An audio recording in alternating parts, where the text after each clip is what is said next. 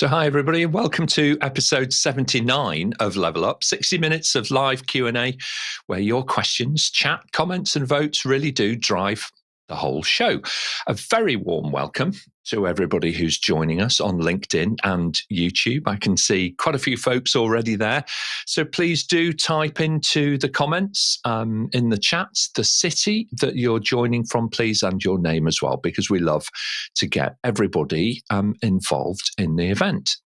Also in the chat, you'll find a link to vote up the questions that you would most like answered. And of course, to add your own as well. As you know, Level Up live streams Mondays at 8 and Fridays at 2 p.m., both UK time, to YouTube and LinkedIn. And today, we're going to be talking about how to become a digital leader. Now, whichever industry or domain you're working in, it's never been more important to provide clear leadership in the adoption of digital technology or a digital-first approach, whichever way you would like to think about it.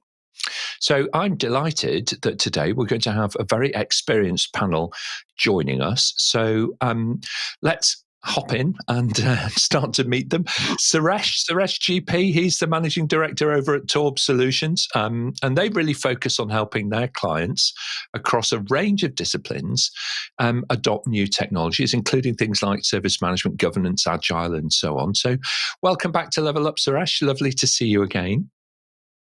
Thank you, Nick, and thank you, panelists. It's been a great pleasure. I'm looking forward to seeing this most important topic of digital leadership and what's in store. Thank you so much. Perfect. Excellent. Thank you so much. Etienne Shardlow, he's a senior consultant with Symphonise Consulting, and they specialize in the governance of IT and helping clients adopt emerging technologies, particularly in fast-paced business change environments. Welcome back, Etienne. Lovely to see you.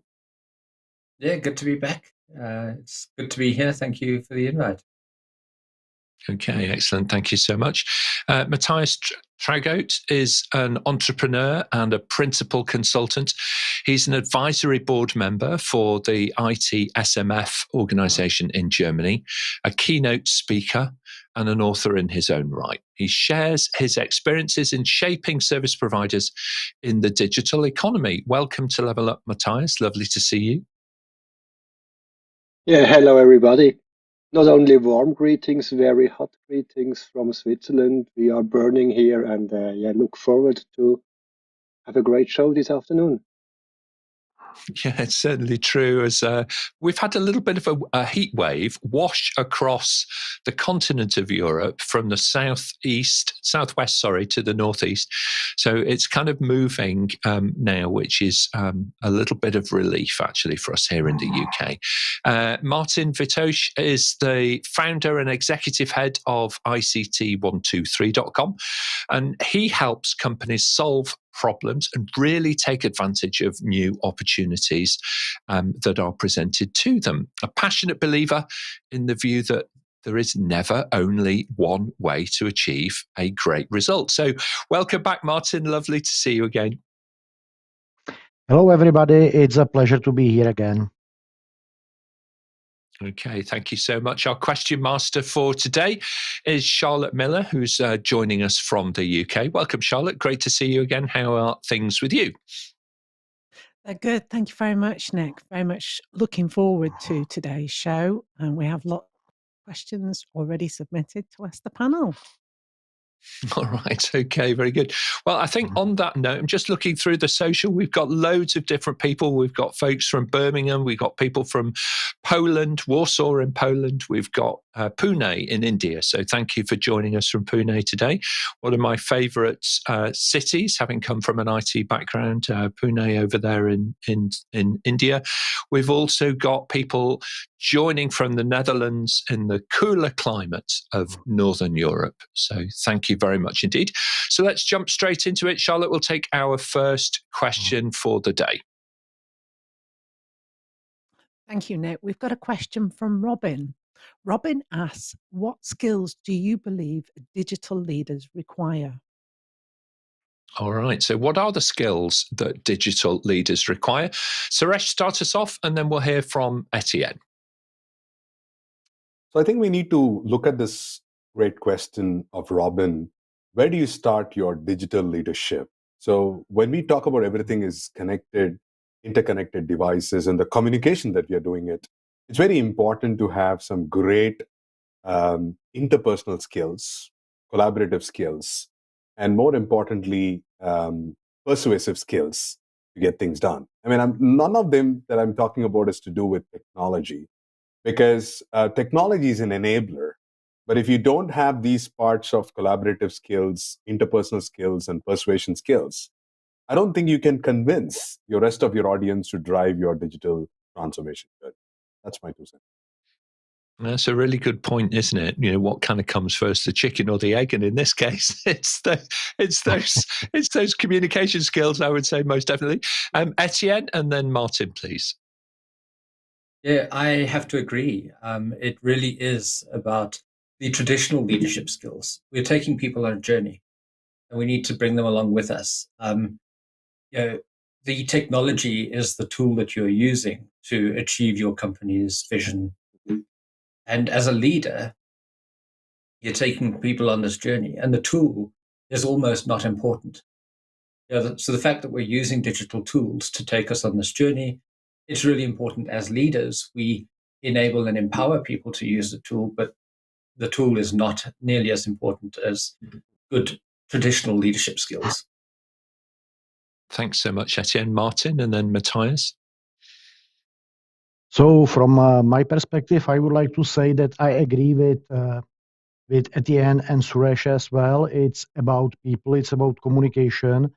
But what I would like to add is that leader and leadership are very popular words, and different people understand them in different way. So if you want to define the skill set for leadership, then first you have to define those terms, because based on that, you can start to think about maybe not skills, maybe capabilities to work with people in a certain way. Thank you so much. Mathias? Yeah, I think I can agree with that.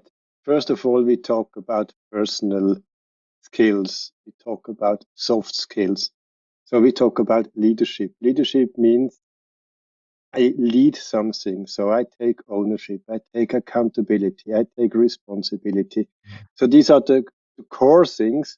And digital leader, for me, it's a marketing word. So yes, we talk today about digital world. At the end of the day, it's a world. We make something now digital, which we did before analog, but the core things is really the soft and the personal skills and the wide understanding how we can transform an analog world into a digital world, but only if there is a value add, not only as purpose itself. Yeah, thank you so much, indeed. And thank you very much, panel. I would add to that, really, let's just kind of think some of those core skills. So firstly, as a leader, I think you need to be willing to be authentic. Okay. Be yourself more than anything. Be yourself, because it's really hard to be consistent when you're not yourself. Okay. So, and people look for consistency. They want to know that what you say inside the meeting room, okay, is the same thing that you're going to say outside the meeting room. So, be authentic, have that integrity. Right, to when you agree with things, to say so. When you have some questions, to ask the right questions and that kind of stuff. I think the other thing, though, on the comms side of it, is that digital leaders need to understand and spend some time to learn the etiquette and how you use digital communication really well. And I think over the last couple of years, we've all seen really, truly dreadful experiences on video calls, whether it's on Teams or Zoom or other platforms, where people sound terrible and they look dreadful, and it's really awful. So please now, it's more than 2 years since we were all thrown into that kind of world. I'm quite sure that we can upgrade the experience for everybody and give them clear audio that's really lovely to listen to, and also for them to be able to see us clearly for the people who we really are. So very good. Thank you so much, panel. And it's a brilliant level of engagement on social today. Thank you very much indeed. I think Dan Ashford is out there who's connecting with the audience, and so is Marion as well from the APMG team. So here's your opportunity, audience, please, for you to type in the questions that you have about leadership directly into the chat. All right, whether you're on YouTube, doesn't matter, or on LinkedIn, put your questions in and we will bring them in front of the panel. So lovely to welcome colleagues from Nigeria. Fantastic. Welcome to Level Up. Let's move on, Charlotte. If we can, we'll take our next question, please. Thanks, Nick. We've got a question from Frank. Do digital leaders need to keep learning new skills, or should we focus on the old essentials? Okay, Martin, start us off on this one, and then Mathias, please. I will start in a very simple way. Yes. There will be always something new. There will be always new experiences. There will be always new ways, new examples, and more you know, more possibilities you have to solve specific issues, specific situations. So definitely, yes. Comes across passionately. Thank you so much. Mathias, then Etienne. Of course, yes. Why? Lifelong learning. Daily we make experiences. We see something, and our world is changing totally. What we've seen in the last 2 years with the pandemic, now we have somewhere a war next door away. So everything is changing. Look at the gas, look at the oil. So we have to rethink everything. So yes, we learn. We don't know what is exactly the core, but we know we use it somehow. And therefore, yes, go forward. And let's learning together. 1 and 1 has to make 3. Okay, excellent. Thank you so much. And Etienne? Yeah, I have to agree with Martin and Mathias. The answer is a most definite yes. We're always learning. The world is changing. As Mathias said, we're undergoing a lot of change. The world is changing faster today than at any point in history. And we need to be able to adapt. And as leaders, it's really important that we're able to help people adapt and help people grow with these changes. And the technology that's changing is changing fast, but life, organizational culture is changing faster. And we need to help our people through those changes. So change management skills and things that aren't traditionally in the IT space. Also, as digital leaders, as leaders in technology, we need to start focusing on a lot of the people skills that weren't always the focus in that technology space. So yes. Hey, thanks very much indeed, Etienne. Suresh, your thoughts? My 2 thoughts to this is, first of all, the VUCA world of volatile, uncertain, complex, ambiguous has got a definite definition. So the VUCA world now talks about versatile. U stands for being uncomfortable, being comfortable in being uncomfortable. Then C stands for collaborative, and A means agile. So if you look at the modern definition of a VUCA world, digital leaders will have to not only learn new things, they have to unlearn and relearn. That's very important. We all have a lot of baggages that we carry on for 20 years, and we say that it's been great, but what has taken you so far will not take you beyond. So it's important to be grounded and work with these people to learn new things. And we can learn new things from people who are just entering into the space.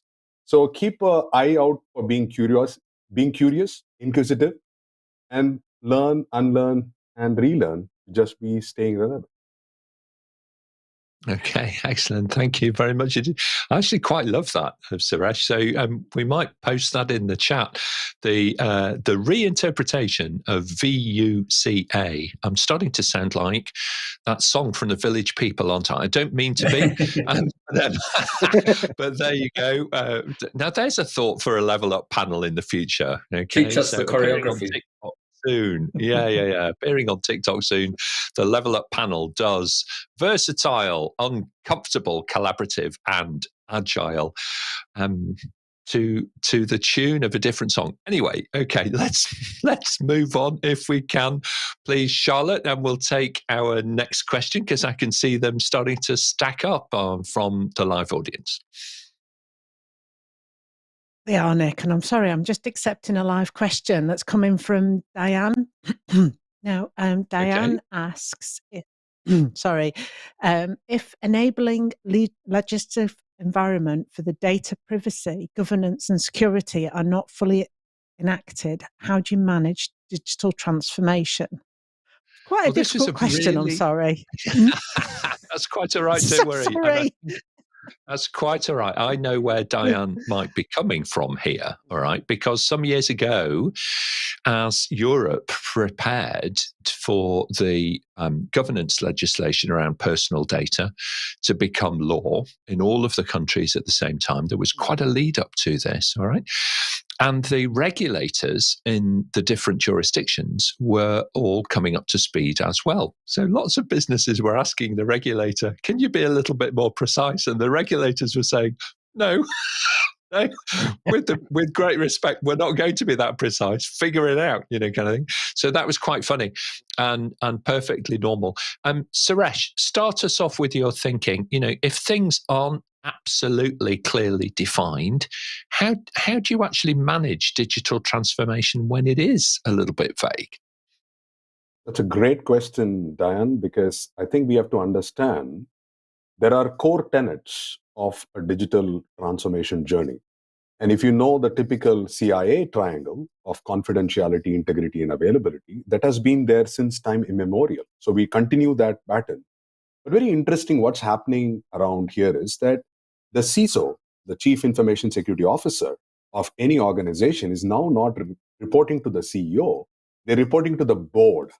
So the level of governance as part of the high level is becoming much, much more beyond what we comprehended. So that itself tells you how much of an importance we need to raise the bar in terms of looking at your GDPR, your data privacy, your PCI DSS, you name whatever it is.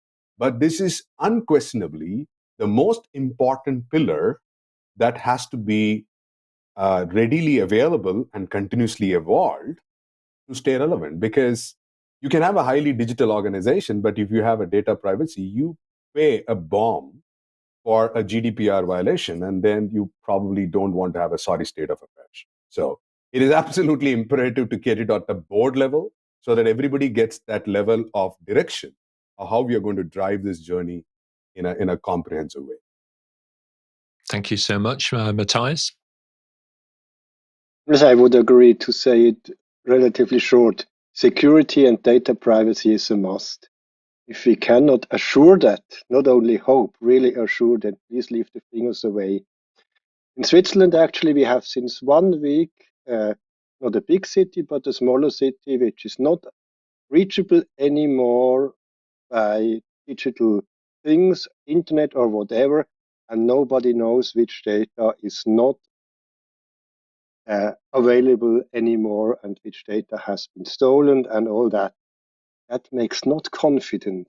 So keep your fingers away if you cannot assure. It's really a must. Thank you so much indeed. And what a brilliant question, and very well put, Diane, because it's very much a real world situation that we are all in. I do think that there's one thing to consider for everybody, and that is this. Look, now, the days that organizations have been exploiting personal data are numbered, if not over. Okay, and they're numbered, if not over, for many, many reasons. But, citizens are wanting that privacy back. In the pre-internet age, we kind of saw the World Wide Web as being a utopia, right? Okay, and it isn't a utopia. We quickly realized that we want some anonymity back again. Anonymity is quite a nice thing, and that you can overshare things. All right. Sharing with family and friends is one thing, but sharing with commercial organizations quite another. So I think we all need to plan for that, and we need to figure out, how it is that we can be discovered on the internet by new customers that we can help, whilst at the same time managing that private relationship and that personal relationship with the existing customers who wish to engage with us in an appropriate way. So what a brilliant question. Let's move on, Charlotte. I can see the questions are really stacking up from our live audience. Thanks, Nick. We've got a question from Monica. And Monica asks, I believe digital leaders need to have the same level of soft skills as other leaders, yet more focus on the business foresight. What do you think? It's an interesting, isn't it? Do we expect our leaders to be able to crystal ball and predict the future? Etienne, what's your prediction on that one? What's your forecast? Well, I do believe that digital leaders need the same level of soft skills, but they also need to be aware of the digital tools that are enabling these journeys that we're taking people on. And so having the digital skills might be important, but leadership skills and those traditional soft skills for me are still more important. If you've got the right people with the right technical capabilities to support your organization, you as a leader need those soft skills to take people on that journey. So for me, I really do believe that the soft skills are actually more important for our leaders than the kind of insight into where things are going.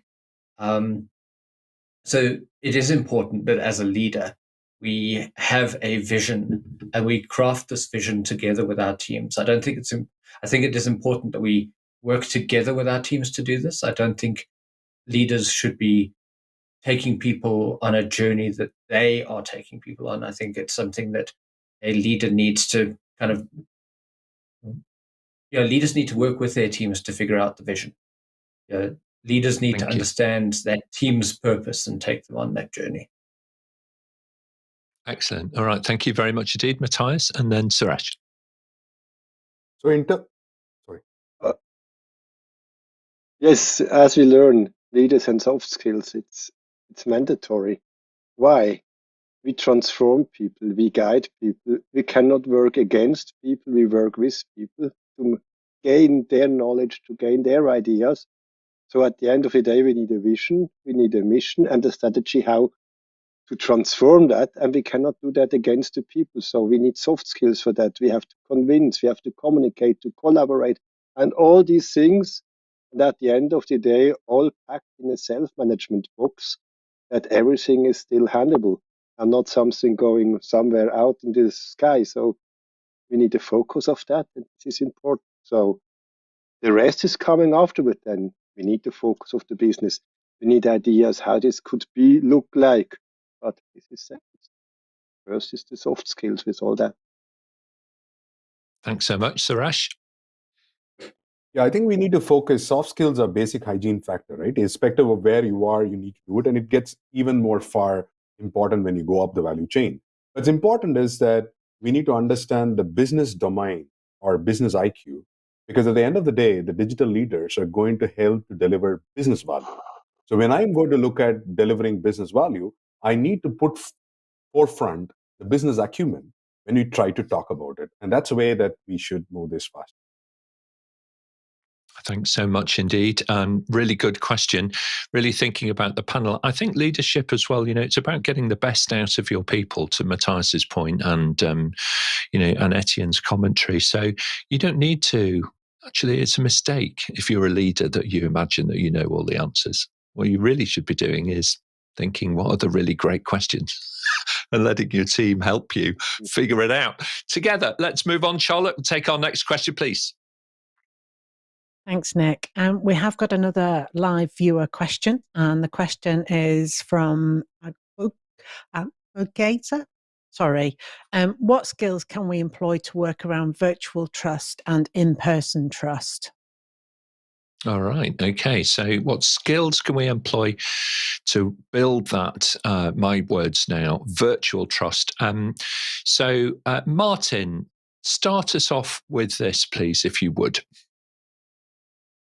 I think that this question is related to a previous question as well, because as we discussed, we need the same skills for leaders, for digital leaders. We need soft skills and so on. But in the case of leaders or people who are involved in digital transformations, there should be some kind of awareness of digital environment. And in digital environment, we can see two areas. First one, we want to use technologies to approach our customers, our employees, our citizens, and so on. On other hand, some of those technologies can help us to work with teams, with people, and so on. And I believe that if you want to gain trust, then you should same approaches, but you have to be aware about possibilities and limitations of those technologies that you can use or you want to use. Okay, thanks so much, Etienne. Yeah, with virtual trust and in-person trust, for me, that trust is built through authenticity. And one of the panelists mentioned authenticity earlier as well. And if we can identify with our customers, we can identify with our staff, and we can be open and honest and transparent, we can create that sense of authenticity, then people are willing to take chances with digital, and people are able to embrace these new technologies, knowing that as leaders, we will catch them, we will support them, and we will guide them. And I do believe that authenticity is the easiest way to build that trust.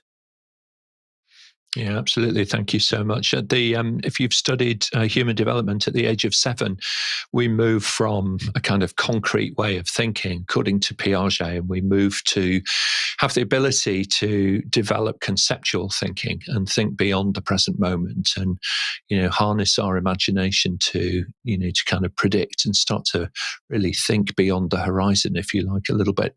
And that trust is so important, because without it, the world becomes a truly scary place. If you don't expect your house to be still there when you've gone for a walk, why are you walking back to it? So our leadership needs to be equally predictable, all right? It needs to be equally trustworthy as the bricks and mortar in which we live. So thank you so much, Abu Bakr. It's a fantastic question and really pertinent for today. So brilliant question. Charlotte, let's move on. Next question, please.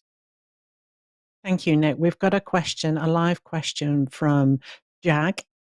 And Jag asks, how would the panel define or describe what digital is? Using non-technical terms, you would hope a digital leader would have the skills to do this. Thank you, Martin. It's not my from head, but I could read that somewhere. Unfortunately, I don't remember from where, but there are 3 terms: digitization, digitalization, and digital transformation. And digitization means that you move your paper stuff into electronic form. So you start to use computers and you store it in computers. Digitalization means that you look at your current manual processes and you start to automate them with new technologies that are available. And digital transformation means that you start to think about opportunities those new technologies brings to you, and you start to think about completely new products that are not available with all technologies, and about new sales channels, communication channels, and so on. So from this perspective, digitization means you look at the past, digitalization, you look at the present, and transformation means you look at into the future. So that's simple definition I like to use from my perspective.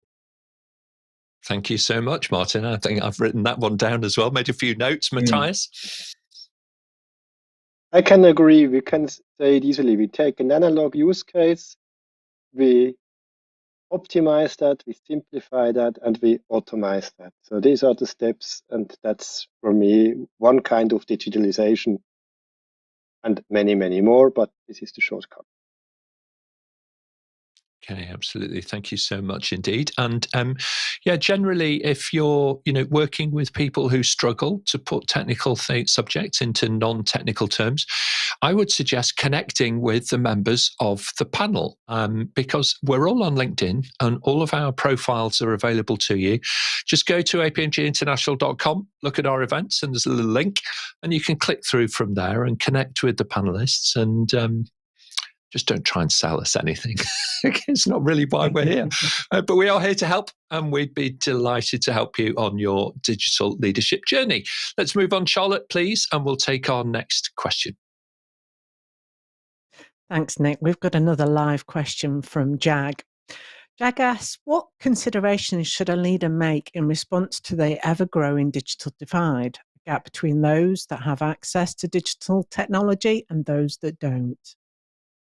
Okay, Suresh, start us off.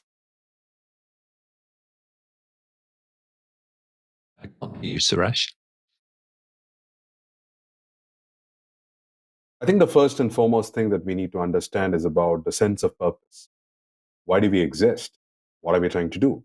I think the whole concept of why is more important. As leaders, we need to educate and enlighten our task force about what are we trying to accomplish? Why are we doing this? And why everybody needs to be excited about this whole journey. Remember, this is a marathon, and you need all of them to be excited from the vision and the purpose of what we are trying to do. Now, there's always a difference because we are having sometimes digital natives and sometimes digital migrants. So you don't have a choice because you need to work with different people of different departments and functions. But what is more importantly is how do we bring everybody together on a common platform where we understand how can we help each other. I think the intent is together can we deliver that business value, and how each and every one in the value chain can provide. If I don't have access to digital, can you help? Oh, I don't know about this one, can you support? So that collaborative, supportive aspects from left to right is so important for that to be meaningful, to make the divide reconciled. So it is possible when you have the purpose and you get excited about it. Okay, thank you so much indeed, Etienne. Yeah, for me, I think it really is important that as organizations, we think about sustainability and we think about the community at large. We sell our products and our services into these larger communities. And if we don't help close the gap between those who have access to technology and those who don't, as organizations, we are severely limiting our customer base. And if we want to sustain our businesses and keep our businesses going forever, and we want to think of our organizations as being infinite and leaving some kind of lasting legacy, how are we going to do that if we're not looking out for the community at large? So for me, I think it's really important that we understand and we make access to these digital technologies easier for our own sake and our own survival as organizations. Yeah, I completely agree with that. I think as well, for those of you who are working in government, whether it's national or at the state level or at a local level, it's super important that we don't exacerbate, or increase the digital divide that is out there. And one of the ways in which I think that we can do that is by all means engineer services which leverage digital capabilities and provide citizens with access to services that they would otherwise struggle to get to. But let's not leave anybody behind in this. Let's ensure that we still have other mechanisms by which citizens can engage and get things done, whether they need help or whether they are offering help. It's so important for a society to remain united, all right, around a whole variety of different things. And particularly so when we've been facing challenges, whether it be in terms of our health or alternatively in terms of economic growth. So very good. Thanks so much, Jag. A couple of brilliant questions from you today. I think we might invite you to the panel, actually, of a future show. So thank you so much. Let's move on, Charlotte. We'll take our next question if we can. Thanks, Nick. We've got a question from David Bryce. I'm a bit confused by the distinction digital leader. What's the difference between being a leader and a digital leader other than digital awareness? All right. That's quite an interesting question to start us off with. Mathias, I'll come to you first, and then we'll move around the panel. To make it easy, as digital awareness, I still can stay in my comfort zone. As digital leader, I take over accountability. Excellent. Thank you very much indeed. That's very clear. Martin? I just wanted to say, and maybe it's related again previous question, that we had discussion about two groups, people who can approach the technologies and people who cannot approach technologies. And I believe that a digital leader is somebody who works as a connector, as a hub between those group of people. And because of that, you need not only leadership skill set, but you need digital awareness. So digital awareness is some kind of skill set for digital leaders. They have to know what's behind that. They have to know what people can expect, can see, how to use that, and so on, because they have to connect them. Thank you so much indeed. And we've got some really good commentary actually going on. If you're on LinkedIn and you're following the chat, we've got quite a few kind of comments from different folks in the audience. Really, really good from Kaya Marker. I probably not pronounced that correctly, so apologies if I've got that wrong. But really interesting commentary kind of coming through from different people as they're engaging with these challenging questions, just as the panel are. Because on Level Up, we all learn from each other. So I'm finding it fascinating seeing those comments come through, and I know that the panelists are as well. So excellent. Thank you very much indeed. Charlotte, let's move on. We'll take our next question if we can. Question from Paul. What mistakes do you see new IT leaders making? Thank you, Martin, and then Suresh. It's very simple for me, and it's not related just to IT leaders. It's related to any kind of leaders. Leader and leadership are very popular terms. I already mentioned that. And many managers, to be aligned with, let's say, new style, they just rename management on the business card with leadership. And I believe it's the biggest mistake that can happen. Thank you. Thank you very much. Very insightful. Suresh? I think when you look at leadership and new IT leaders, you need to understand the first problem, the mistake is reinventing the old wheel. They want to kind of look at it something, a old wine in a new bottle, and then they want to sell it. I think we have to understand that something that has worked previously with the experience and wisdom, let's leverage that. Let's not do reinvent the wheel. And that's the fundamental mistake. Most IT leaders go there and do it. Okay, thank you very much indeed. I think, one of those, what's one of the biggest mistakes? Certainly dropping down into the management layer. Yeah, I would absolutely agree with that. And I think sometimes as well is not spending enough time to help articulate your vision. All right. As a leader, you may often be the visionary person, or the person that people look to at least for the strategy, if not for the vision. At the kind of, where are we going? What's the direction of travel type thing? And different people pick this up in different ways. So we need to spend more time being able to finesse how we explain vision, mission, purpose. And purpose is actually a super useful technique to use. What difference would it make if your organization did not exist? That's a really good way to start thinking about your organization's purpose.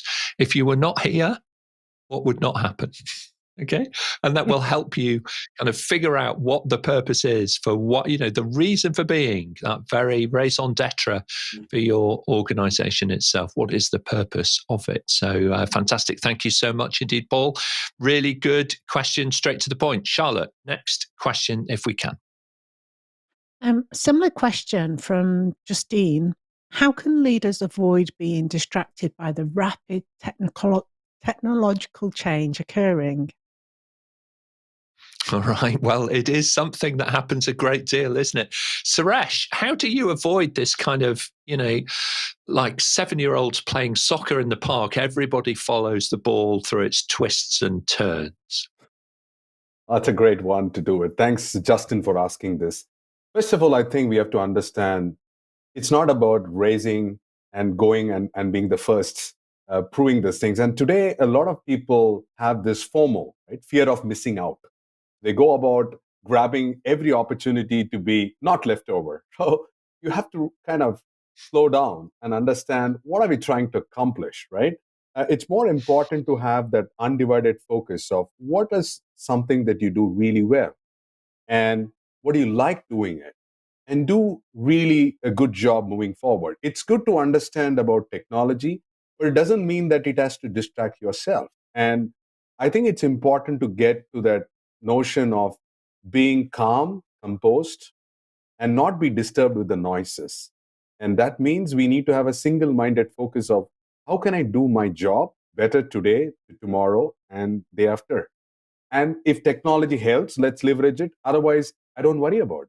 So you need to really focus on the end goal, purpose, and see how we can move that baby steps, because that's the only way it is sustainable. Thank you so much, Mathias. At the end, leadership is an attitude, is a behavior. And technology is only the enabler, as we learned before, and enabling can change anytime. But important is that we have this attitude, this behavior, means our character, our being. So it can change as fast as it is if it wants. It's not the problem. The issue is yourself. And this is hard at the end of the day. It certainly is. It really is. And Etienne, final thoughts on this?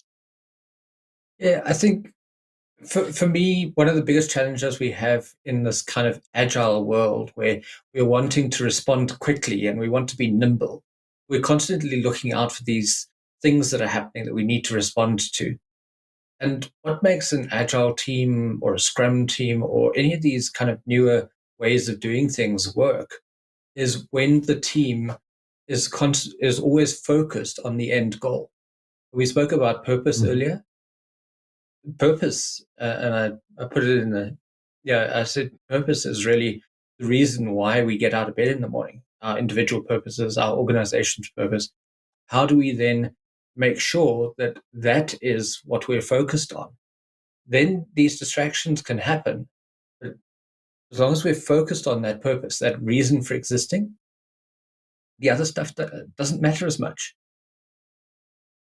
Yeah, I completely agree with that. It's so important. Two thoughts for colleagues who are watching.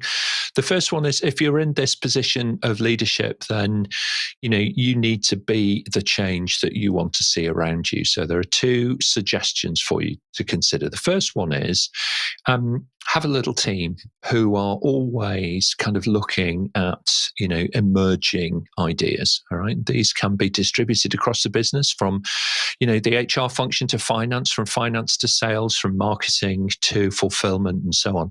And just encourage people to look into other industries and make suggestions to the group for different things that are fantastic that other people are doing. And that way you're always getting that input.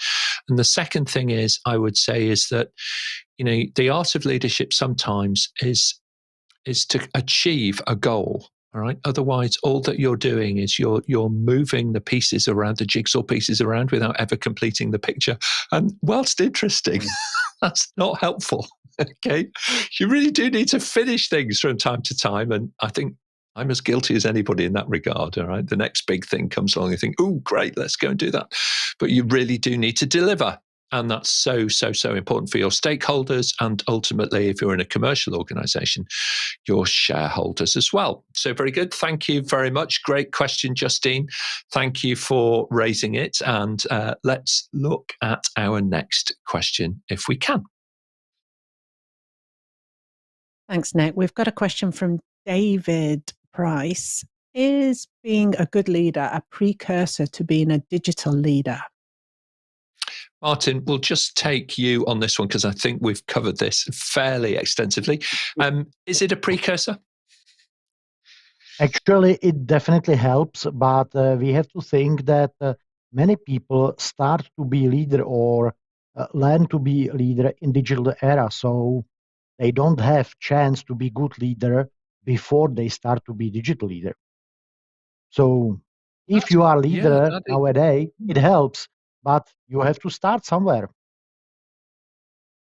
It's, you know what, it's a really, really good point, isn't it? Because so many of folks now are entering, the stage in their life where they're working with a degree of digital competency which is way beyond what it was. I'm about 100 years old now, so when I started work, we still had people wearing little bowler hats in the UK and kind of wandering around on horses. Not quite that long ago, but almost. All right.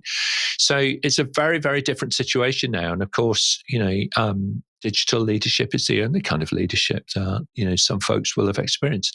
Let's move on. We'll take our next question, Charlotte. Thanks, Nick. A question from Olivia. How has leadership changed in the past 5 years, and how do you think it will change, if at all, in the next 5 years? All right. So I think how it has changed in the last 5 years is that principally it's been the communication channel element of it that has changed quite dramatically for many people around the world. In the past, if you were good in front of people, you might be elevated to a senior position. Now you need to be able to be good at it remotely and project, your personality, your thinking, your engagement, your enthusiasm, your motivation to others remotely as well. Suresh, your thoughts, and then Mathias. I think you're rightly said, Nick, that communication has changed, but you have to also see the evolution in the last 5 years and how it is going to go. We moved on to a servant leadership where you call it a scrum master and people to do that. We have built-in autonomous teams. I think this is going to go to the next generation of transformation leadership. Now, what transformation leadership is, if you look at a servant leadership, it is more at a project level, but if you look at a transformation leadership, it is going at an organization level. So people have realized if you want to make large-scale transformations, you have to drive it from the top. And which means everybody in the chain should understand the purpose of what is the value that you're going to do it and how everybody is going to go from this end to the other end. So I think the whole organization is going to be on transformational leadership. It's also going to be important that leaders create more leaders. That way, you're not dependent on one single person. Everybody leads from the front, and that's an absolute delight to watch, isn't it? What fantastic insight. Thank you so much, Suresh. Mathias? I think not leadership changed. I think the whole skill set changed or increased. So we talk about agile, we talk about security, we talk about this and that. But at the end of the day, we have to combine all that together. And from them, it's a wider understanding, it's a faster understanding, it's a faster combining and all that together, or to say it easy, to manage this complex world. And the leadership itself, at the end of the day, it's the same, but with another skill set, because other issues, other questions, other problems which have to be solved. As you said, with a vision with a mission, and all that is a transformation. At the end of the day, we have to deliver. And that's it. Thank you very much indeed. Martin, did you want to add something?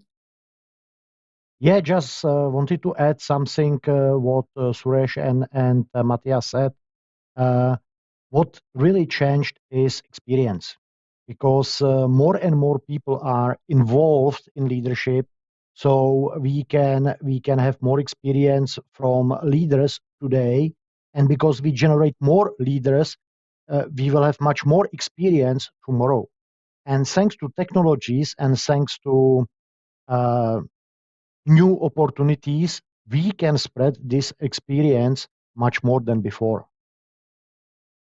Thank you, Etienne. I think one of the biggest changes in the last 5 years has been in line with Agile and Scrum and some of these newer kind of methods, has been a move towards flatter structures and more empowerment. And that requires new leadership skills. We need to we need to be able to help people drive journeys and empower these smaller teams and allow people to experiment and make mistakes. And really, as a, I almost see leaders these days as kind of like sheepdogs. We've got all these teams running around kind of doing their thing, and we need to make sure that all of those little teams are kind of heading in the right direction. And for me, that's what leadership is going to have to get used to. And then, it's been a journey we've been on, but I think we need to get that, we need to get better at that in the next 5 years. Thank you very much indeed. Now, I think we've certainly got time for one more question. We might fit in two if we are quick about it. Charlotte, let's take our next question, please. Thank you, Nick. We've got a question from a live viewer, Ron Lehman. What will the impact be of the move to low-code/no code and citizen developers on digital transformation? Well, this is really a fantastic evolution, isn't it? In getting out logical process control and remote robotic process automation out into the hands of people that really understand the value chain of what's involved in getting things done. It's absolutely fantastic approach. And as somebody that's been teaching myself a little bit of Power Automate recently from Microsoft, other products are available, by the way. It's a fascinating area to work in. Martin, your thoughts on low code, no code? I think that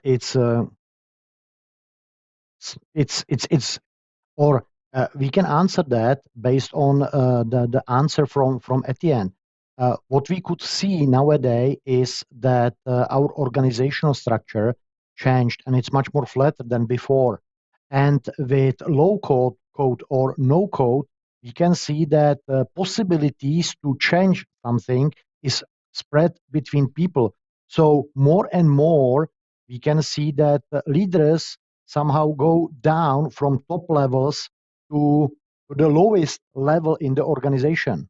So more or less anybody can be a leader. Thank you so much indeed. Thank you. Great answers to some really amazing questions today. Everybody, thank you very much indeed. I think we can fit in one more question. What an amazing technology, by the way, the cloud is proving to be. Forecasted by a few people many, many years ago, that moving processing away from the desktop and into the cloud would open up a huge range of opportunities, and it certainly seems to be doing exactly that. So, Charlotte, let's take our last question for today, if we can. Thanks, Nick. We've got a question from Diane. How would you rank the critical capabilities required to digitally transform the business sector? How would you rank the critical capabilities? Suresh, start us off on this one, please. So I think if you look at the critical capabilities, I think we're talking about the chief tenets of driving a transformation. So the first of all, I think some of the best practices that we need to evolve for any organization is moving from agile, DevOps, lean, site reliability engineering. These are best practices that will help us to build capabilities around from software development to bringing in high powerful infrastructure reliability. DevSecOps, we're bringing in security as part of the pipeline. Because frankly, people are looking at new products and services being launched every 2 to 4 weeks, but also delivering more business value. So which means that you need to bring in that management best practices and philosophies that will embed to make that work. So I would start with that as part of your capability roadmap. Thank you very much indeed. Martin, your thoughts? Very, very quickly, for me, the most critical capability in digital transformation is ability of top management to change itself. Don't expect that somebody else will do it instead of you. You have to change first.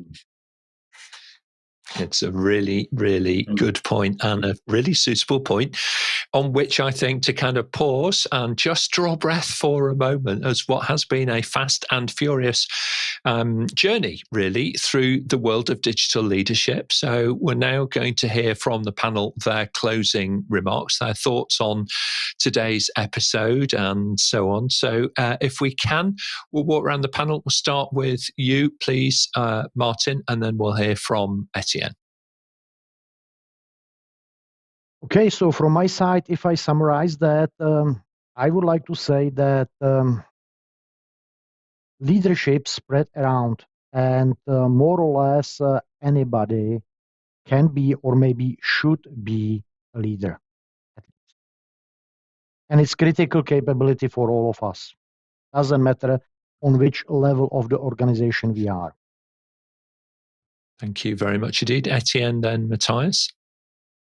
Yeah, I like Martin's comment about that. Leadership is something that we can all do. We can all lead by example. We can all be better citizens.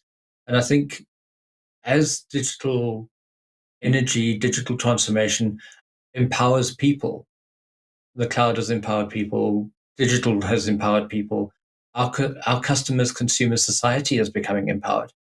And as leaders, we need to find out what our purpose is. We need to be more sustainable. We need to think about society at large. And I think with digital, humanity needs to become more human. Thank you very much indeed, Etienne. Mathias, and then Suresh. Everybody can be a leader. So it's taking over accountability. That means we have the behavior, we need the attitude. Thank you so much, Suresh, and then Charlotte. Well, we have a great opportunity that we never had before. But with great opportunity comes great responsibility. So we as digital leaders will have to own this piece before it gets out, right? So you have a great opportunity on a platter. So please, each and every one here and across the world, let's use the best use of this opportunity to make a difference. Make a difference in all parts of your life. And that's the only way that you do justice to being a digital leader. Thank you so much. I was half expecting some spandex there to appear from below your shirt, Suresh, as you connected that wonderful line from the movies into our show today. Perfect allegory. I completely agree with you. Charlotte, your thoughts on today's episode, please. Terrific show. Thank you to Nick and the panel, and most importantly to the live viewers and those people that have submitted questions for the show. We've had a lot of audience participation today on the social media feeds that we have, and I'd like to invite anybody that feels as though they're able to take part as a panelist to register, to let us know, to join in and share your thoughts and commentary. Okay, excellent. Thank you very much indeed. And on that note, thank you to Charlotte for navigating her way through all of the live questions as they came in from everybody. You are our producers online. You make the conversation. Okay, without you, there is no level up conversation. There's no discussion. It's all down to your questions. And the quality of questions today and the scope and the range of them was fantastic. So thank you very much indeed. Now, on our website, you can, of course, search for answers to over 1,000 questions that have previously been asked and answered. Level up on our Midday Mentor series on APMG Connect and all of the other podcast platforms that we support. So please do hop over there. It will connect you. It's free of charge, and it connects you with over 140 experts from all over the world. Now, don't forget as well that you can listen to the audio version of the show on your preferred podcast platform. Just search for APMG International and you'll pick up our lifelong learning content and also level up your career with APMG, 2 of the podcasts that we regularly publish.